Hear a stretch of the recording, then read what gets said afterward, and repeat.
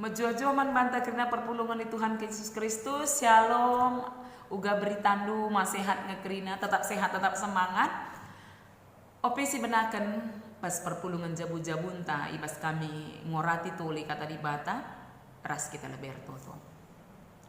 Ngatakan bujur kami tetap kuadap ada pendutuhan sebab bebas berniinda bebanci dengan kami ngorati kata bebas perpulungan jabu-jabu kami, pengharapan kami, kesah Tuhan mimpin kami, guna tetap bertedah ate megikan katandu. Ibas gelar Yesus Kristus kami rahartoto. Amin. Senina rasturang kekelengan Yesus Kristus bahan perpulungan jabu-jabun tas sekalianda mekatkan ibas kitab Sada Petrus 5 ayat 5-6. Sada Petrus 5 ayat 5-6 nakatana baginda. Bagi pekam sing udah dengar paturlah kam nandangi kalak si metua alu meteruk ukur erbenting kibullah kam kerina guna si sampat-sampatan sabab ibas pustaka si badia tersurat kalak si meganjang ukurna itulah dibata tapi man kalak si meteruk ukurna icidah kena lias Athena maka peteruklah bandu iteruh tan dibata si erkuasa gelah ibas paksa si payo i peganjang kena kam cana bahan perpulungan jabu-jabun tak enda ibabai kita alus ada tema meteruk ukur biak geluhta. Ibabai kami jeda alu bahasa Indonesia. Saudara terkasih di dalam Yesus Kristus, jemaat yang dikasihi Tuhan, pandemi COVID-19 sedang meluluh lantahkan dunia kita saat ini. Ribuan orang sudah merenggang nyawa dalam peperangan yang tak memakai senjata berat. Kita tidak melihat musuh kita secara nyata. Ribuan keluarga telah berpisah dari orang-orang yang mereka kasihi dan itu menimbulkan duka yang sangat dalam. Karena terkadang bukan hanya satu, tapi 2-3 orang diambil dari keluarga kita dalam jarak waktu yang sangat dekat. Kita belum selesai berduka dengan yang satu, yang lain sudah datang. Yang sakit tidak dapat didampingi di rumah sakit saat mereka melawan penyakit mereka. Yang meninggal tidak dapat dilayat dan itu menambah duka yang semakin dalam lagi. Ribuan orang sedang berjuang untuk bertahan hidup baik karena serangan COVID-19 secara langsung dalam tubuh mereka ataupun serangan COVID yang meluluh lantahkan perekonomian kita, relasi kita, sosial kita, dan yang lainnya. Ada ribuan orang yang kehilangan pekerjaan mereka, kehilangan mata pencaharian mereka. Bukan hanya kalangan bawah tetapi kalangan atas juga. Bukan hanya karyawan tapi pemilik usaha, pemilik pabrik. Mereka harus menutup usaha mereka karena mengikuti aturan pemerintah yang akhirnya mengakibatkan banyak karyawan yang tidak bisa bekerja. Padahal anak-anak mereka menunggu mereka di rumah untuk dapat membiayai hidup mereka. Ribuan anak-anak merindukan situasi sekolah. Ribuan jemaat merindukan beribadah bersama. Kita semua mengalami semua ini, bukan hanya orang Kristen. Paskah kita terganggu. Lebaran, puasa, saudara kita yang muslim terganggu. Nyepinya orang Hindu terganggu. Waisaknya orang Buddha terganggu. Kita semua mengalami ini semua. Saudara yang terkasih dalam Kristus Yesus, ribuan kita sedang dalam bayang-bayang ketakutan karena kita terancam oleh COVID-19. Bayang-bayang kematian itu begitu dekat karena terkadang sudah ada di tetangga kita, dalam lingkungan kita. Kadang kita bergumul antara melakukan aktivitas kita dan juga mengikuti apa yang dikatakan oleh pemerintah. Semua ini menimbulkan dilema dalam diri kita sendiri. Dan ini menyatakan bahwa saat ini pergumulan kita tidaklah ringan. Dan umumnya dalam setiap bencana, setiap wabah, setiap pergumulan, manusia akan bertanya, mengapa ini terjadi? Sampai kapan ini akan berlangsung? Kapan ini akan berakhir? Apa yang menjadi penyebab? Di mana Allah? Di saat penderitaan ini, di saat ribuan orang sudah meregang nyawa, di saat ribuan orang sudah menjerit, berteriak untuk meminta pertolongan, kenapa Tuhan belum menolong juga? Kenapa Tuhan tidak mencegah semua ini supaya tidak terjadi? Mengapa dia membiarkan ini terjadi? Dan ada banyak yang berusaha untuk memberikan jawaban atas pertanyaan ini. Dari berbagai perspektif mereka. Dan gereja juga tidak ketinggalan. Orang Kristen berusaha juga memberikan jawaban. Dan kita bisa melihat pengkhotbah-pengkhotbah YouTube membahas ini dari kacamata yang mereka pakai. Apakah ini salah? Saya tidak berbicara tentang salah dan benar. Tetapi, apakah ini menolong kita untuk dapat menghadapi semuanya ini tanpa menimbulkan masalah yang baru? Saudara terkasih dalam Kristus Yesus, kita bisa melihat bahwa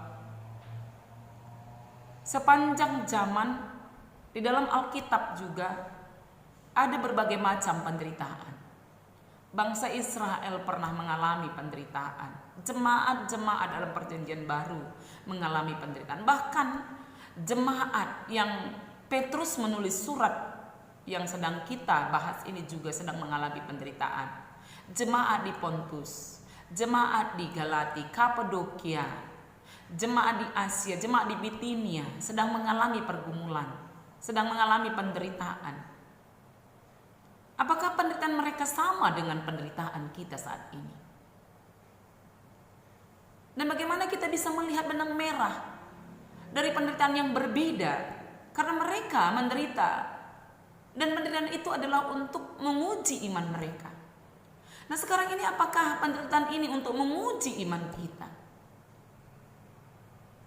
Sehingga jawaban yang kita berikan, saudara yang terkasih dalam Kristus Yesus, bukan menambah persoalan.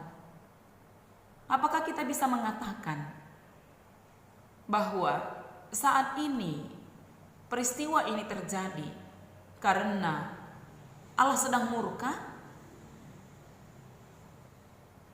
Atau ini untuk menguji iman kita orang Kristen? Ada banyak orang yang memakai Mazmur 91 sebagai jawaban dari pertanyaan itu. Jangan takut. Engkau aman dalam perlindungan Tuhan. Engkau ditempatkan dalam tempat perlindungan Tuhan. Di tempat rahasianya Allah. Apakah yang satu orang disembunyikan di tempat rahasia Allah dan yang lain dibiarkan? Jangan takut karena ribuan orang akan rebah di sisi kanan kirimu, tetapi engkau akan tetap hidup. Apakah yang lain akan rebah sedangkan kita tetap berdiri? Untuk menyatakan kasih Tuhan. Saudara terkasih dalam Kristus Yesus, apakah jawaban itu akan membuat orang yang sedang berduka terhibur, atau orang yang sedang dalam pergumulan berat dikuatkan? Bukankah kita semua ini rentan terhadap pandemi COVID-19? Hanya saja mungkin kita masih lebih beruntung belum kena. Dan mudah-mudahan tidak kena. Dan mudah-mudahan itu semua bisa segera diselesaikan. Tidak ada yang berharap bahwa kita semua akan kena. Tapi semua kita pasti berharap bahwa kita bisa bebas dari semuanya ini. Saudara terkasih dalam Kristus Yesus, jemaat yang kepadanya Petrus menulis surat juga mengalami penderitaan. Dan ketika orang mengalami penderitaan, kita bisa bayangkan bahwa pada saat itu ada anak-anak, ada orang tua, ada perempuan, ada laki-laki yang menderita, ada yang kehilangan. Dan ketika seorang anak kecil kehilangan ayahnya, bukankah dia juga bertanya, mengapa semua ini terjadi? Perempuan bertanya, mengapa dia kehilangan suaminya? Mengapa dia kehilangan anggota keluarganya? Petrus menguatkan jemaat itu bahwa itu adalah ujian iman bagi mereka. Tetapi apakah Petrus terus-menerus berkutat pada berusaha menjawab pertanyaan itu? Ternyata tidak. Dan kita juga bisa melihat di sepanjang Alkitab, Nabi bertanya ketika ada musibah yang terjadi terhadap bangsa Tuhan. Mazmur bertanya, di mana engkau Tuhan? Nabi bertanya, kenapa engkau terlihat seperti orang bingung? Mengapa engkau diam Tuhan? Kapan engkau akan bertindak? Tapi apakah Tuhan menjawab pertanyaan mengapa itu? Saudara yang terkasih dalam Kristus Yesus, ketika kita bertanya mengapa, sebenarnya kita ingin mengetahui apa rencana Tuhan selanjutnya. Tetapi apakah Tuhan menyatakan rencananya? Ternyata sering sekali bahwa Tuhan justru tidak menyatakan rencananya. Tetapi dia menyatakan dirinya. Dalam arti ketika dia menyatakan dirinya, dia menyatakan pemeliharaannya, dia menyatakan kasihnya, dia menyatakan pendampingannya, dia menyatakan keberadaannya. Bukankah dia berkata kepada Paulus, Saulus, Saulus, mengapa engkau menganiaya aku? Bahwa Yesus mengidentikan dirinya sebagai jemaat yang teraniaya. Bukankah saat ini juga kita bisa mengatakan bahwa Tuhan juga menderita bersama-sama dengan kita? Bukankah Yesus juga berkata di atas kayu salib, Tuhan, Tuhan, mengapakah engkau meninggalkan aku? Kita merasa ditinggalkan oleh Tuhan. Dan anak Allah juga pernah mengalami hal itu. Dan bukankah ketika kita bertanya dengan pertanyaan yang sama, kita memiliki pergumulan yang dapat dipahami oleh Yesus kita. Oleh karena itu Petrus juga tidak berkutat untuk menjawab pertanyaan itu, tetapi dia mengingatkan jemaat yang dikasihi Tuhan itu untuk terus menjalani kehidupan sebagaimana Tuhan sudah memanggil mereka. Hai pertua-pertua, tetaplah gembalakan jemaat. Bukan dengan berat hati tetapi dengan kasih. Bukan dengan mata duitan tetapi dengan kerelaan, keikhlasan, ketulusan, dengan sukacita. Gembalakanlah, dampingilah, temanilah. Beradalah di antara mereka. Jangan lari, jangan pergi. Petrus juga mengingatkan orang muda untuk menghormati orang tua di tengah penderitaan. Orang tua mengalami pergumulan tersendiri. Setiap orang mengalami pergumulan. Tetapi dalam wabah, dalam peristiwa penderitaan yang besar ini, bukankah orang tua memiliki pergumulan tersendiri dengan kerentanan mereka, fisik mereka yang lemah, mata mereka yang lemah, pikiran mereka yang sudah lemah. Tapi mereka memiliki kebijaksanaan karena ada banyak yang sudah mereka lalui. Sehingga kita perlu mendengarkan mereka. Kelemahan mereka memang ada. Tapi jangan mengeluh dengan kelemahan mereka. Karena sadarilah, tidak akan pernah ada orang muda tanpa orang tua. Mereka adalah orang-orang yang dipakai Tuhan untuk menghadirkan kita. Jadi jangan bosan dengan kelemahan mereka, dengan kelembanan mereka, dengan keluhan mereka.